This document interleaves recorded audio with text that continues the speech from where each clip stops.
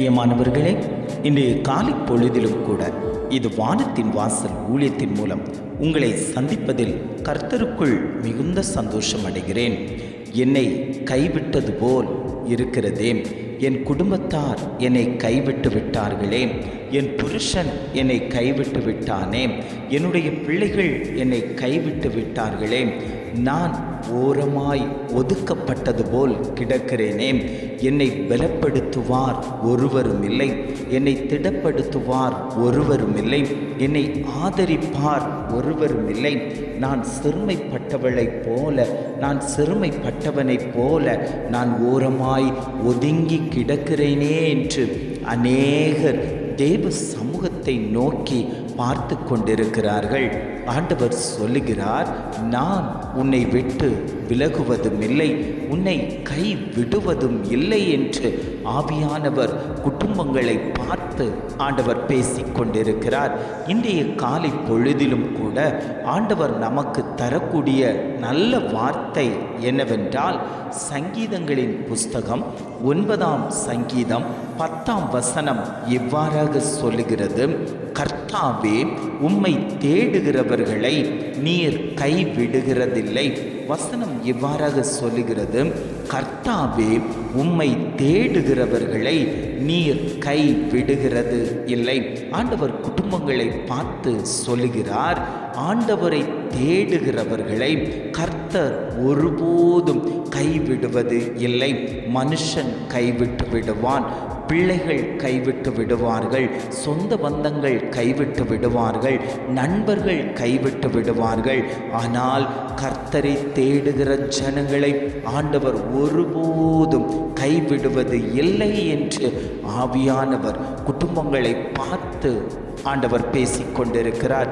இன்றைக்கி அநேக குடும்பங்களில் வரக்கூடிய பிரச்சனை என்னவென்றால், நான் வயதாகி விட்டேன், என்னை என் பிள்ளைகள் கைவிட்டு விட்டார்கள், என்னை அநாதை மடத்தில் கொண்டு போய் சேர்த்து விட்டார்கள், எனக்கு ஒரு ஆகாரம் தருவது இல்லை, என்னை வழிநடத்துவது இல்லை, நல்ல துணி வாங்கி தருவது இல்லை, எனக்கு போஜனத்துக்கு காசு தருவது இல்லை, எல்லாமே ஒதுக்கப்பட்டது போல அடுத்தவர்களை நாடி தேடி ஓட வேண்டிய சூழ்நிலை எனக்கு வந்துவிட்டதே என்று புலம்பிக் கொண்டிருக்கக்கூடிய அநேக ஜனங்கள் இருக்கிறார்கள்.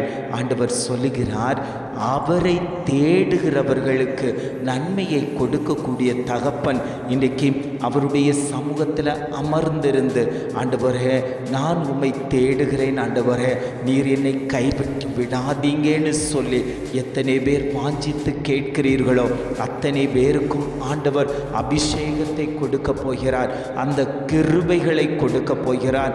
கூப்பிடுகிற காக்கை குஞ்சுக்கும் ஆகாரத்தை கொடுத்து ஜீவனோடு வாழுவதற்குரிய கிருபையை கொடுத்தாரே. ஆனால் ஆண்டவர் உங்களை பார்த்து சொல்கிறார், நீங்கள் குருவிகளை பார்க்கிலும் விசேஷித்தவர்கள், நான் உங்களை என் கரத்தினால் சிருஷ்டித்தேன், நான் உங்களுக்கு தேவையான எல்லாவற்றையும் உண்டு பண்ணி வைத்துவிட்டு எல்லாவற்றையும் வார்த்தையால் உருவாக்கின தேவன் உங்களை நான் என் கரத்தினால் சிருஷ்டித்து உங்களை அழகு பார்த்த தெய்வம் இன்றைக்கு உங்களை பார்த்துத்தான் சொல்லுகிறார், உங்களை நான் கைவிட மாட்டேன். தாய் உன்னை கைவிட்டாலும், தகப்பன் உன்னை கைவிட்டாலும், மாறாத நேசர் உன்மேல் அன்பு கொண்டுள்ள தெய்வம், நான் உன்னை ஒருபோதும் கைவிட மாட்டேன் மகனே, நான் உன்னை ஒருபோதும் கைவிட மாட்டேன் மகளே என்று ஆவியானவர் குடும்பங்களை பார்த்து ஆண்டவர் பேசிக் கொண்டிருக்கிறார். தாவீதை கைவிடாத தகப்பன், யோசேப்பை கைவிடாத தகப்பன், தன்னுடைய சொந்த சகோதரர்கள் யோசேப்பை கைவிட்டு விட்டார்கள். தன்னுடைய தகப்பனாரிடத்தில் பொய் சொல்லுகிறார்கள், மகன் துஷ்ட மிருகத்தினால் அடித்து கொல்லப்பட்டு விட்டான் என்று துர்ச்செய்தியை பரப்புகிற அந்த மனிதர்கள் மத்தியில் கர்த்தர் யோசேப்போடு கூட இருந்து அவன் அவனுடைய தரிசனம் நிறைவேறத்தக்க விதத்தில் அவனை எகிப்துக்கு கொண்டு போய் எகிப்திலே பார்வோனுக்கு அப்பனாய் கர்த்தர் யோசேப்பை மாற்றினாரே. ஆனால் இன்றைக்கு உங்கள் குடும்பத்தை பார்த்து ஆண்டவர் சொல்லுகிறார், எல்லாரும் கைவிடப்பட்டு குழியில தூக்கி போட்டது போல இருக்கிறார்களாம், உங்களை ஓரமாய் ஒதுக்கி வைக்கிறார்களாம். ஒதுக்கப்பட்ட கல் மூளைக்கு தலைக்கல் ஆனது என்று சொல்லப்பட்டுள்ளது போல ஆண்டவர் சொல்லுகிறார், ஒதுக்கி வைக்கப்பட்ட, உங்களை ஓரமாய் ஒதுக்கி வைக்கப்பட்ட, இது பிரயோஜனம் இல்லாது என்று தள்ளி வைக்கப்பட்ட உங்களைத்தான் நான் தெரிவு செய்து கொண்டு உங்களை உயர்ந்த அடைக்கலத்தில் நான் வைக்கப் போகிறேன். உங்களை நான் கைவிடுவது இல்லை, உங்களை நான் விட்டு விலகுவதில்லை. நான் உன்னோடு சொன்ன வாக்கு தத்தங்கள் அத்தனையும் நான் நிறைவேற்றி தருவேன். உன் பிள்ளைகளை உயர்ந்த ஸ்தானத்தில் வைப்பேன், உன் குடும்பத்தை உயர்ந்த ஸ்தானத்தில் வைப்பேன். நான் உன்னை வழிநடத்தி செல்லக்கூடிய தகப்பன். நீ என் சமூகத்தில் அமர்ந்திருப்பாயானால், என்னையே நோக்கி பார்த்து கொண்டிருப்பாயானால், என்னுடைய வார்த்தைக்கு கீழ்ப்படிந்து நடப்பாயானால் உன்னுடைய வாழ்க்கையில் மேன்மை உண்டாகும், உன்னுடைய வாழ்க்கையில் ஒரு வளர்ச்சி உண்டாகும். நீ தோற்று போவதில்லை. மனுஷன் கரத்திலும் சத்ருவின் கரத்திலும் நீ விழுந்து போவது இல்லை. கர்த்தருடைய சமூகத்தை தேடி நாடி ஓடி வந்த உனக்கு அடைக்கலமாய், கோட்டையாய், அரணாய் நான் உன்னோடு கூட இருப்பேன் என்று ஆவியானவர் திட்டமும் தீர்மானமுமாய் குடும்பங்களை பார்த்து ஆண்டவர் பேசிக் கொண்டிருக்கிறார். கர்த்தரோ என்றென்றைக்கும் உன்னோடு கூட இருப்பேன் என்று வாக்கு தத்தம் பண்ணின தகப்பன். உனக்கு விரோதமாய் சத்ருக்கள் எழும்பி வந்தாலும் அவர்களை அழித்து போடுவதற்கு அவர் சித்தமுள்ளவராய் இருக்கிறார். நீ தேவ சமூகத்தில் அமர்ந்திருக்கும் போது, நீ வேதாகமத்தை தூக்கி ஆலயத்துக்கு வரும்போது, உனக்கு விரோதமாய் சத்ருக்கள் எழும்பி பேசுகிறார்கள் அல்லவோ, இவளை பாரு, இவனை பாரு, வேதாகமத்தை தூக்கி கொண்டு போகிறான், இவன் குடும்பத்தில் என்ன நடந்தது, இவன் பிள்ளைகளுடைய காரியத்தில் என்ன நடந்தது, எல்லாம் தோற்று போன சூழ்நிலைமையை போலத்தானே இவர்களுடைய குடும்பத்தில் இருக்கிறது என்று சத்ருக்கள் பேசிக் கொண்டிருக்கிறார்களா? ஆண்டவர் உங்களை பார்த்துத்தான் சொல்லுகிறார், அதே சத்ருக்களுக்கு முன்பாக உன் தலை உயர்த்தப்படும். உனக்கு ஒரு பந்தி ஆயத்தமாக்கப்பட்டிருக்கிறது. அந்த பந்தியில் சத்ருக்கள் ஆச்சரியப்படத்தக்க விதத்தில் உன் தலையை எண்ணெயினால் அபிஷேகம் பண்ண போகிறேன் என்று ஆவியானவர் வாக்கு கொடுத்து கொண்டிருக்கிறார்.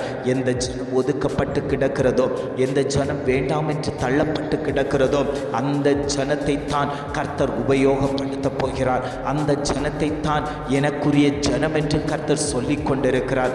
அந்த ஜனத்தை தான் உள்ளங்கையில் வரைந்து வைத்து அழகு பார்த்து கொண்டிருக்கிறார். அந்த ஜனத்தை தான் ஆசீர்வதிக்க எனக்கு விருப்பம் என்று சொல்லிக் கொண்டிருக்கக்கூடிய நல்ல தகப்பன் இன்றைக்கு உங்களை பார்த்து சொல்லுகிறார், நீங்கள் என் சமூகத்தில் அமர்ந்திருக்கும் போது, நீங்கள் என்னை தேடும் போது, நான் உங்களோடு இருப்பதற்கு, உங்களோடு வழி நடப்பதற்கு, உங்கள் கரத்தை பிடிப்பதற்கு நான் சித்தமுள்ள தகப்பனாயிருக்கிறேன். நான் உங்களை பாதி வழியில் விட்டு போகக்கூடிய தகப்பனே இல்லை. அந்த அக்கறையாகிய பரம கானானுக்குள் கொண்டு போய் சேர்த்து உங்களோடு வாசம் பண்ண, உங்களோடு இருப்பதற்கு நான் இன்றைக்கும் உள்ள தகப்பனாய் உங்கள் மத்தியில் உலாவிக் கொண்டிருக்கிறேன். நீங்கள் அதிசயங்களை பார்க்க போகிறீர்கள். சிங்காசனத்தின் மேல் இருக்கக்கூடிய தகப்பன் உங்கள் மத்தியில் உலாவிக் கொண்டிருக்கிறார். எத்தனை பேர் வாஞ்சையோடு, ஆண்டவரே என் குடும்பத்தில் வாருங்கப்பா, என் குடும்பத்தில், என் பிள்ளைகளுடைய காரியத்தில், என் புருஷனுடைய காரியத்தில், என் மனைவியினுடைய காரியத்தில், என் சொந்த பந்தங்களில் நீர் எங்களோடு கூட இருக்கும்படியாய் ஆண்டவரே நாங்கள் வாஞ்சித்து உம்மை கேட்டுக்கொள்கிறோம். ஆண்டவரே நீர் எங்களோடு கூட சஞ்சரிக்கும்படியாய் நாங்கள் உம்மையே தேடுகிறோம். ஆண்டவரே உம்மையே நாங்கள் ஓடி ஓடி பிரயாசப்பட்டு உம்முடைய சமூகத்தில் காத்து கிடக்கக்கூடிய ஜனங்களாய் நாங்கள் இருக்கிறோம் என்று எத்தனை பேர் ஆண்டவருடைய சமூகத்தை நோக்கி பார்க்கிறீங்க? அத்தனை பேருக்கும் ஆண்டவர் சொல்லுகிறார், உங்கள் குடும்பத்தில் நான் சஞ்சரிக்க போகிறேன், உங்கள் குடும்பத்தில் நான் உலாவ போகிறேன், உங்கள் குடும்பத்தில் நான் வாசம் பண்ண போகிறேன் என்று ஆவியானவர் திட்டமும் தீர்மானமுமாய் குடும்பங்களை பார்த்து ஆண்டவர் பேசிக் கொண்டிருக்கிறார். ஜெபிக்கலாமா? அன்பின் பரலோக பிதாவே, இந்த காலை பொழுதுக்காக நாங்கள் உம்மை துதிக்கிறோம், ஸ்தோத்தரிக்கிறோம். ஆண்டவரே இந்த காலை பொழுதிலும் கூட ஆண்டவர் எங்களுக்கு தந்த அந்த நல்ல வார்த்தைகளுக்காக நாங்கள் உமக்கு நன்றி செலுத்துகிறோம் ஆண்டவரே. கர்த்தாவே, உம்மை தேடுகிறவர்களை நீர் கைவிடுகிறது இல்லை என்று அழகான ஒரு வாக்கு தத்தத்தை தேவன் எங்களுக்கு தந்திருக்கீங்கப்பா. உம்மை தேடி கொண்டிருக்கக்கூடிய ஜனங்களாய் நாங்கள் இருக்கிறோம் ஆண்டவரே. எங்களை நீர் ஒருபோதும் கைவிட்டு விடாதபடிக்கு கர்த்தர் எங்களை பலப்படுத்தும்படியாய் நாங்கள் ஜெபிக்கிறோம் ஆண்டவரே. எங்கள் கரத்தை மனுஷன் பிடித்தா வெற்றுவா ஆண்டவரே. நீர் எங்கள் கரத்தை பிடிப்பீரே ஆனால் ஆண்டவரே, நாங்கள் வழி விலகி போகாதபடிக்கு ஆண்டவரே, உம்முடைய சமூகத்தை நோக்கி பார்ப்பதற்கு, உம்முடைய அடிச்சுவடை நோக்கி நடப்பதற்கு கர்த்தர் எங்கள் கரத்தை பிடித்து உம்முடைய சமூகத்தில் வந்து அமர்ந்திருக்கக்கூடிய அந்த பாக்கியத்தை எங்களுக்கு தரும்படியாய் நாங்கள் ஜெபிக்கிறோம் ஆண்டவரே.